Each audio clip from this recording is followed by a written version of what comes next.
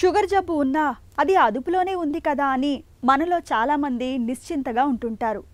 నిజానికి షుగర్ జబ్బు అదుపులో ఉన్నప్పటికీ ఏళ్లు గడుస్తున్న కొద్దీ అది మన ఒంట్లోని కీలకమైన అవయవాల్ని దెబ్బతీస్తూ పోతుంది.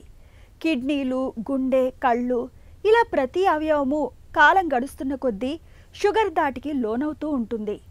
ముఖ్యంగా షుగర్ మొదలై 10 ఏళ్లు దాటిన వారిలో కిడ్నీల పనితీరు బాగా మందగిస్తూ ఉంటుంది.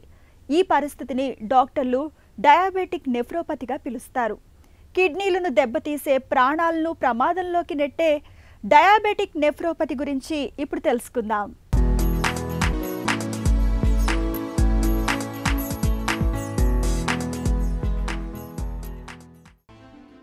మన శరీరం కోట్ల కొద్దీ కణాలతో నిర్మితమై ఉంటుంది. ప్రతి కణానికి శక్తినిచ్చే ఇంధనం గ్లూకోజ్. ఇది రక్తంలో ఉండి రక్తం ద్వారా అన్ని కణాలకు చేరుతుంది. ఈ గ్లూకోజ్ రక్తంలో తగిన మోతాదులో ఉంటే అన్ని శరీర భాగాలను ఆరోగ్యవంతంగా ఉంచుతుంది. ఇదే గనక మోతాదు మించితే విషంగా మారి అన్ని శరీర భాగాలను హరించివేస్తుంది. రక్తంలో గ్లూకోజ్ శాతం మోతాదు మించి ఉండటాన్నే మనం డయాబెటీస్ అని, షుగర్ అని పిలుస్తాం. షుగర్ మోతాదును నియంత్రించే హార్మోన్ ఇన్సులిన్. ఈ ఇన్సులిన్ తక్కువ ఉండటం వల్ల లేదా దీని పనితనం తక్కువ కావటం వల్ల రక్తంలో షుగర్ శాతం మోతాదుకు మించి పెరిగిపోతుంది. ఏళ్ల కొద్దీ మధుమేహంతో బాధపడుతున్నప్పుడు మన ఒంట్లో కీలకమైన అన్ని అవయవాలపైన దాని ప్రభావం పడుతుంది. కళ్ళు, కిడ్నీలు, పాదాలకు ముప్పు మరింత ఎక్కువగా ఉంటుంది. షుగర్ మూలంగా కిడ్నీలపై ప్రభావం పడటాన్ని, కిడ్నీల పనితీరు తగ్గటాన్ని డయాబెటిక్ నెఫ్రోపతిగా పిలుస్తారు. డయాబెటిక్ నెఫ్రోపతి అంటే ఏంటి? షుగర్ వల్ల కిడ్నీ ఎఫెక్ట్ అయితే ఆ కండిషన్ని మనం డయాబెటిక్ నెఫ్రోపతి అంటామండి. సో దీన్ని స్టేజెస్ రూపంలో చూస్తూ ఉంటాం మనం. డయాబెటిక్ నెఫ్రోపతిలో స్టార్టింగ్ స్టేజ్ అంటే కిడ్నీ ఫంక్షనాలిటీ బాగానే ఉంటుంది, కానీ యూరిన్లో ప్రోటీన్ పోతూ ఉంటుంది. తర్వాత స్టేజ్ పెరిగే కొద్దీ కిడ్నీ ఫంక్షనాలిటీ ఎఫెక్ట్ అయ్యి క్రియాటిన్ పెరగడము, యూరిన్ పెరగడము ఇవన్నీ జరుగుతూ ఉంటుందన్నమాట. దీంట్లో లాస్ట్ స్టేజ్ని మనము సికేడి స్టేజ్ 5 లేదంటే ఎండ్ స్టేజ్ రీనల్ డిసీజ్ అంటూ ఉంటాం అనమాట. ఈ స్టేజ్కి వచ్చిన తర్వాత పేషెంట్స్ డయాలసిస్కి వెళ్ళడము, లేకపోతే కిడ్నీ మార్పిడి ట్రాన్స్ప్లాంట్ కోసం చూడడం జరుగుతూ ఉంటుంది. ఫస్ట్ స్టేజెస్లో సిమ్టమ్స్ ఎక్కువగా కనిపించవు. సిమ్టమ్స్ వచ్చే స్టేజ్ ఒక లెవెల్ దాటిన తర్వాతే మనకి సిమ్టమ్స్ కనిపిస్తూ ఉంటాయి. ఈ సిమ్టమ్స్ అనేవి మనకి ఎక్కువగా కాళ్ళవాపుల రూపంలో, మూత్రంలో ప్రోటీన్ లీక్ అవ్వడం అంటే మూత్రంలో నురగ రావడము, ముఖంలో వాపు రావడము, నడుస్తుంటే ఆయాసం రావడము. బాగా సివియర్ స్టేజ్లో ఉన్నప్పుడు ఏమవుతుందంటే యూరియా క్రియాటిన్ బాగా ఎక్కువ అయిపోయినప్పుడు సిమ్టమ్స్ ఆకలి వేయకపోవడము, వామిటింగ్ వచ్చినట్టు ఉండడము, ఏ పని చేయలేకపోవడము, మజ్జుగా ఉండడము ఇవన్నీ సిమ్టమ్స్ అన్నమాట. కిడ్నీలు శరీరంలో వ్యర్థాన్ని వడగట్టే ఫిల్టర్లు. నిజానికి ప్రతి కిడ్నీలో లక్షలాదిగా అతి సూక్ష్మ రక్తనాళికలు ఉంటాయి. వాటినే నెఫ్రాన్స్ అంటారు. ఒంట్లోని రక్తాన్ని వడగట్టి శరీరంలో ద్రవాల సమతుల్యతను కాపాడటంలో నెఫ్రాన్సే కీలక పాత్ర పోషిస్తాయి. మధుమేహం ఉన్నవారిలో సరిగ్గా ఈ నెఫ్రాన్ల పనితీరు దెబ్బతింటుంది.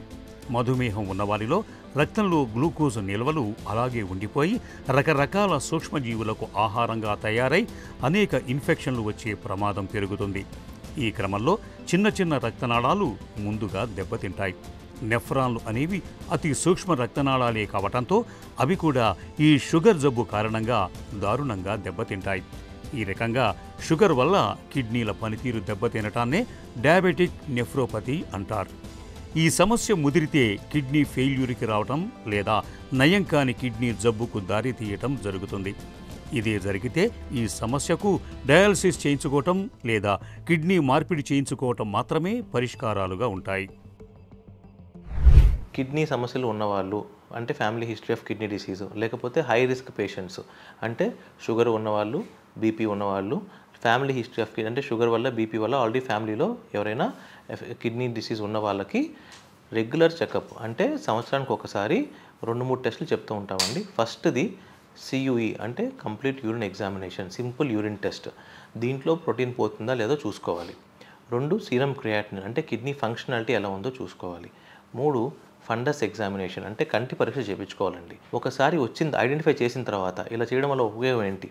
సో ఈ ప్రోటీన్ లీక్ అవుతుందని తెలిసినప్పుడు ఈ ప్రోటీన్ వల్లే మన కిడ్నీ డ్యామేజ్ అవుతూ ఉంటుందన్నమాట. సో మన ట్రీట్మెంట్ కూడా ఈ ప్రోటీన్ని యూరిన్లో వెళ్లకుండా ఆపడం కోసం ట్రీట్మెంట్స్ ఉంటాయన్నమాట. సో స్టార్టింగ్ స్టేజెస్లో మనం దీన్ని ఐడెంటిఫై చేసినట్లయితే మన దగ్గర ఇప్పుడు చాలా రకాల మందుల ద్వారా ఈ ప్రోటీన్ని మూత్రంలో వెళ్లకుండా ఆపి ఈ కిడ్నీ డ్యామేజ్ని ప్రివెంట్ చేయొచ్చు.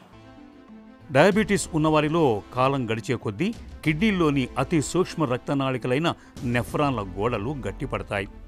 తర్వాత మెల్లగా వాటి ఆరోగ్యం దెబ్బతింటుంది. ఫలితంగా పెద్దగా ఎలాంటి సంకేతాలు కనిపించకుండానే మూత్రంలో ప్రోటీన్ బయటికి వెళ్ళిపోవటం మొదలవుతుంది. కిడ్నీల పనితీరు మందగించిందని తెలియటానికి చాలా కాలమే పట్టవచ్చు. ఆ తరువాతి కాలంలో మెల్లగా హై బీపీ, కాళ్ల వాపు, పిక్కలు పట్టేయటం, రాత్రిళ్ళు మూత్రానికి ఎక్కువసార్లు వెళ్లాల్సి రావటం, పొద్దున బాగా మగతగా ఉండటం, తలనొప్పి, చర్మమంతా దురదలు రావటం, వాంతులు, వికారం, నీరసంగా అనిపించడం లాంటి లక్షణాలు కనిపిస్తాయి. మైక్రో అల్బుమిన్, సీనం క్రియాటినైన్ లాంటి పరీక్షలు చేసి కిడ్నీల పనితీరు ఎలా ఉందో తెలుసుకుని దానికి అనుగుణంగా షుగర్ను నియంత్రించుకోవటానికి, కిడ్నీల పనితీరును మెరుగుపరుచుకోవటానికి మందులు వాడాల్సి ఉంటుంది. ఇప్పుడున్న మన దైనందిక జీవితంలో డైట్ మనకి చాలా ఇంపార్టెంట్. ఎందుకంటే ఒకటి జంక్ ఫుడ్ ఎక్కువ తినడము, నాన్ వెజిటేరియన్ ఫుడ్ ఎక్కువ తినడము, fast foods, salt containing foods అంటే ఎక్కువ ఉప్పున పదార్థాలు తీసుకోవడము, హై షుగర్ కంటైనింగ్ అంటే స్వీట్స్ కానీ బయట జంక్ ఫుడ్స్ కానీ ఎక్కువ తీసుకోవడము, ఇవి తగ్గించుకొని శాకాహారం వైపు కొంచెం మొగ్గు చూపి దాంతోపాటు ఆకుకూరలు వాటిని మన ఆహారంలో ఎక్కువ ఇన్వాల్వ్ చేసుకొని డైలీ యాక్టివిటీస్లో ఎంతో కొంత ఫిజికల్ యాక్టివిటీ మనం పెట్టుకోగలిగితే ఈ షుగర్ని మనం కంట్రోల్ చేసుకోవచ్చు. సో వీటితో పాటు వాటర్ ఇంటేక్ కూడా చాలా ఇంపార్టెంట్ అండి. సో మనం రోజుకి అట్లీస్ట్ మన క్లైమాటిక్ కండిషన్స్లో కనీసం 2.5 నుంచి 3 లీటర్లు తీసుకోవడం వల్ల ఈ కిడ్నీ మీద ఈ ఫిల్టరేషన్ ఎఫెక్ట్ పడకుండా ఉంటుందన్నమాట. సో డీహైడ్రేట్ అవ్వకూడదు, అలానే మరి ఎక్కువ వాటర్ కూడా తీసుకోకూడదండి. సో మన క్లైమాటిక్ కండిషన్స్లో 2.5 to 3 litres is more than enough. చక్కెర వ్యాధి చాప కింద నీరు లాంటిది. నిశ్శబ్దంగా శరీరంలోని అన్ని అవయవాల పనితీరును దెబ్బతీస్తుంది. మధుమేహుల కిడ్నీల విషయంలో కూడా ఇదే జరుగుతుంది. అందుకే ముందు నుండే షుగర్ను నియంత్రణలో ఉంచుకోవటం అన్నది తప్పనిసరి. ఆహారం, వ్యాయామం, మందుల విషయంలో జాగ్రత్తలు తీసుకోవటం ద్వారా షుగర్ను నియంత్రణలో ఉంచుకోవచ్చు. తద్వారా డయాబెటిక్ నెఫ్రోపతి రాకుండా జాగ్రత్త పడవచ్చు.